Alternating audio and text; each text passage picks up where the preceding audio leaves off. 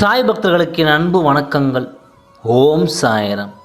என் அன்பு குழந்தையே, என் நன்னாளில் நான் உனக்கு கூறும் விஷயங்களை மனதில் நிறுத்திக்கொள்.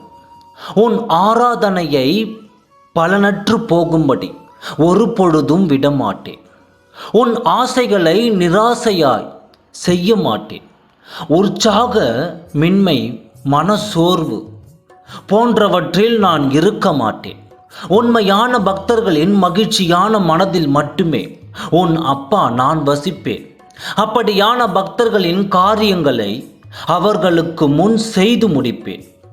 இது வெறும் பேச்சு அல்ல, என் வாக்கு.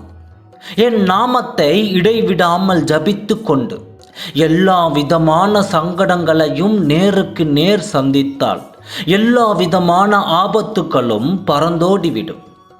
என் நாமம் அவ்வளவு மகிமை வாழ்ந்தது. எப்பொழுது சங்கடம் வருகிறதோ அப்பொழுது என்னை அழை. உனக்கு தேவையான புத்தியையும் சக்தியையும் நான் உனக்கு கொடுத்து எல்லாவித சங்கடங்களிலிருந்தும் நான் உன்னை காப்பேன். என் மீது உண்மையான நம்பிக்கையை வைத்தாலே போதும், எல்லாம் தானாக நடக்கும். எல்லா விளைவுகளுக்கும் ஒரு காரணம் இருக்கும். அந்த காரணம் உன் நன்மைக்கே என்று நம்பும். எதற்கும் கலங்காதே. நான் உன்னோடே இருக்கின்றேன். நான் சத்திய தேவன். முழுமையான பக்தியோடும் உண்மையான நேர்மையான மனதோடும் நீ கரம் பிடித்து வந்தால் ஓடோடி வருவேன். விதியை மாற்றி அமைக்கும் கலியுக பிரம்மமும் நான் தான். வாழ்வின் கடைசி நொடி வரை உன்னோடே நான் இருப்பேன். உனக்கு தீங்கி இழைத்தவர்கள் யாராக இருந்தாலும் அவர்களுக்கு நிச்சயம் தண்டனை உண்டு. நீ அதிர்ஷ்டசாலி, ஆனால் அது உன் கண்முன்னே நிகழும். இழந்தது இழந்ததாகவே இருக்கட்டும். நீ இழந்த அனைத்தும் உன் நன்மைக்கே என்று உணர்ந்து கொள். என் ஆசீர்வாதங்கள் என்றும் உன்னை நிறைக்கும்.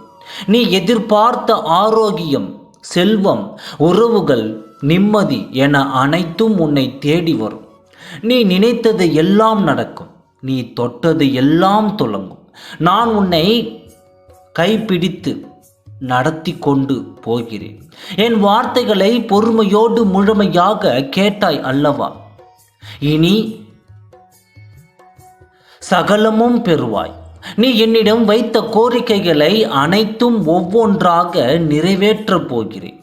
பொறுமையையும் நம்பிக்கையையும் கையில் வைத்து காத்திரு. உனக்கானவற்றை நான் செய்ய தொடங்கிவிட்டேன். இனி நீ சந்தோஷமான எதிர்காலத்தை பெறப்போகிறாய். நான் அனைத்தையும் பார்த்து கொள்கிறேன். ஓம் சாய்ராம். நன்றி, வணக்கம்.